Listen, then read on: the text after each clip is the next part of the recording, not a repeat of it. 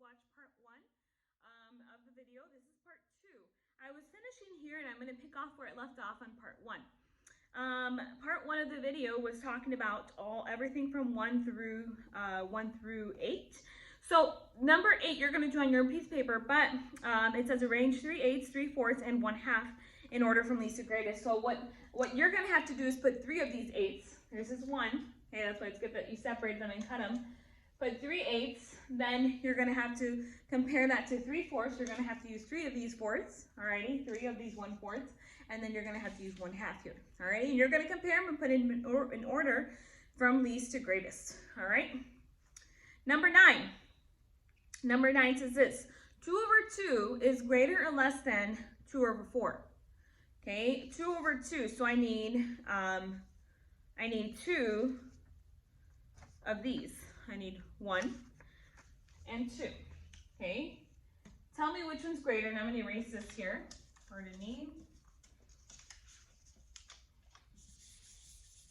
Gotta do it with my hand because my eraser's over there. Okay, there is 2/2 there, and then 2/4, and then I'm going to get 2 of these 4ths. All right, 2/2 and 2/4.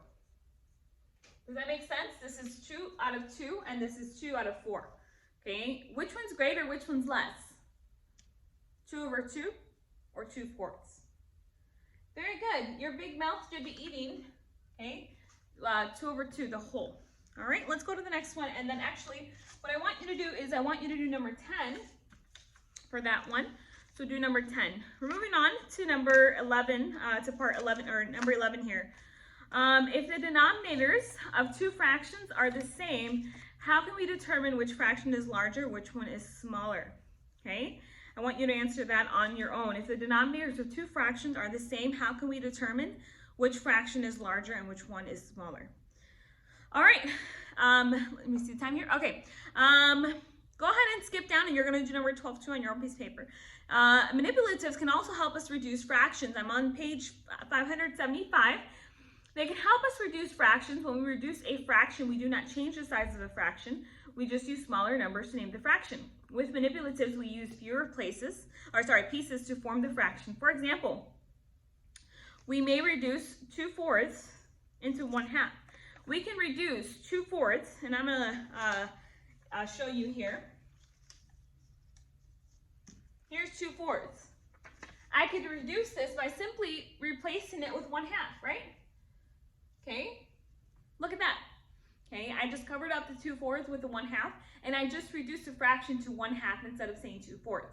So when reducing fractions, we just use the smaller numbers. Okay, 1/2 was smaller than 2/4, or the numbers were smaller. Notice how it went to 1/2 instead of 2/4. So the numbers went down. All right, that's what reducing is. For example, both 2/4 and 1/2 name the same portion of a whole, but 1/2 uses smaller numbers or fewer pieces. Doesn't use as many. I just use 1 piece to reduce that 2/4. All right. If a fraction cannot be reduced, it is reduced. It is in its lowest term. So there's going to be fractions that you cannot reduce. Okay. This one I was able to reduce, but there's some fractions that you cannot reduce. Okay. And those are already reduced to the lowest terms, and we're going to do a few here. Use your fraction manipulatives to reduce the following, the fractions in problems 13 through 16. Okay, show how the fractions match. So, 2/4, see if you can reduce 2/4. We actually just did that, okay? We'll do it again, alrighty? How can we reduce 2/4?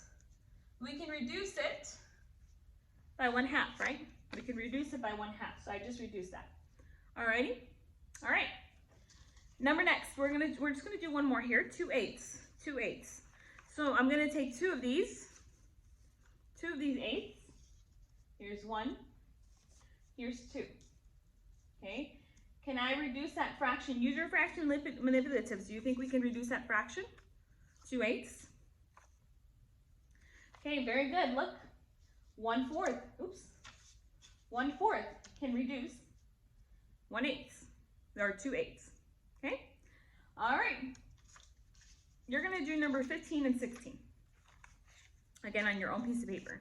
All right, I'm looking at the time here to make sure I am going quickly, but carefully, going over carefully here. Manipulatives can also help us add and subtract fractions. Illustrate each addition below by combining fraction manipulatives.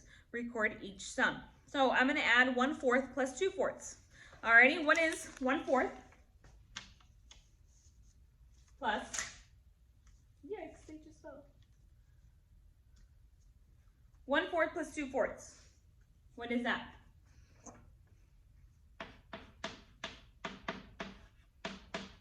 What does it give me? It gives me a total of 3/4, right? It gives me a total of 3/4. If you add that all up together, give me a second here, my fractions, my manipulatives fell here. All right, I'm gonna illustrate this here. It equals this, and this. So fraction manipulatives can also help us understand what, how to add fractions, all right? You're gonna do number 18 on your own, all right? All right, we're moving on quickly here.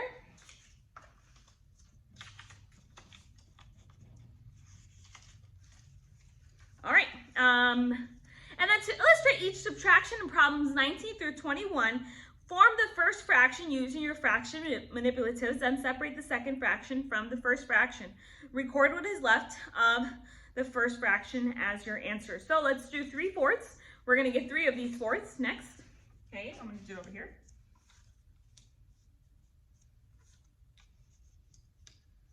One, 2, 3/4 minus 2/4. Okay, minus 2/4 would give you what? Okay, so basically this minus this. So what we have to do is take away 2 of these from this. All right, what is it going to give us? It's just going to give us 1 left, right? So I'm going to write it here. 3/4 minus 2/4 equals what?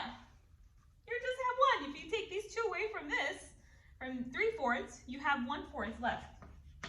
Does that make sense? All right, so you're gonna do number 20 and 21 on your own piece of paper. Alrighty, let's look at understanding how fractions, decimals, and percents are related. Now, on your fraction manipulatives, give me a second here, let me get my eraser so I can erase these problems. I have them all the way in the front of the board, as you know.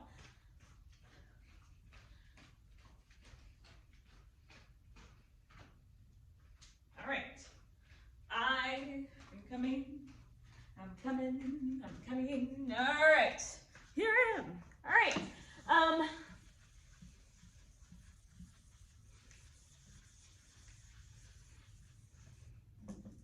All right, let's look here. If you look at your fraction manipulatives here, you'll see that close up, and of course you have them with you there, but it says a fraction 1/4, then it says a percentage there, or it says a decimal point, 0.25, and then it says a percentage there, alrighty? These also help us understand percentages, all right? So 1/2 of a circle is what percent? Look at the percent here, all the way on the bottom here. What is the percent of the circle? Can you see? Let me see if you can see up close. What is a percent? It's 50%, correct. So 50%, half of a circle here is 50%. Okay, a whole is 100%. So half of that is only 50%, all right? It's like when you go to shop to the, when you're shopping for, you go to the school store and you want to buy something and you only have half a dollar. How much money do you have? Okay, 50 cents, because a whole dollar is $1, right?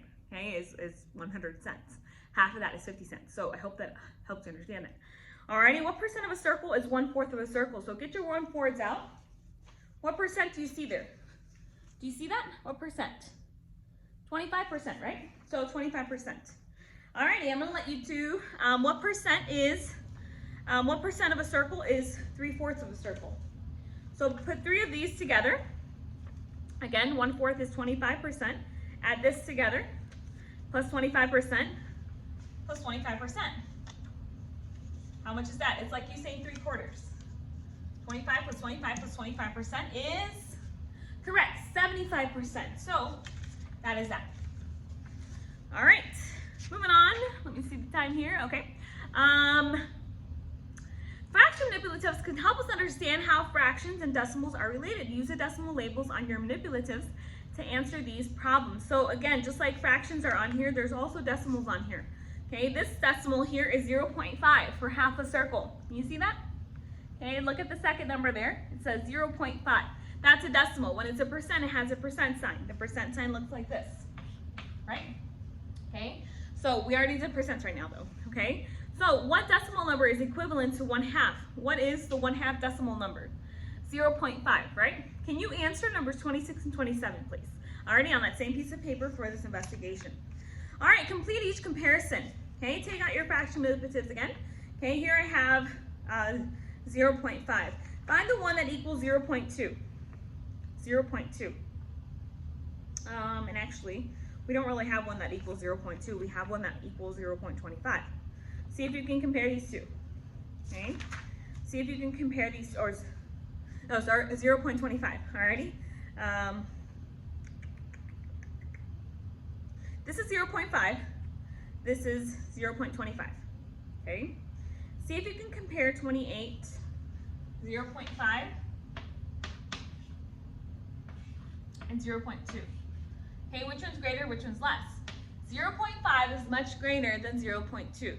Okay, so you're going to do number 29, 30, and 31, 32, 33, 34, 35, 36, and 37, all the way to 39 on your own piece of paper. Okay, I hope that this instruction helped. Please use your fraction manipulatives if you have them.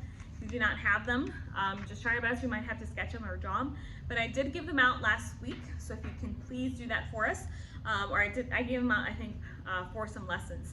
But if you have any questions, please let me know. I hope that you're doing great at home, and I miss you all, and I hope that you have a great rest of your day. Bye.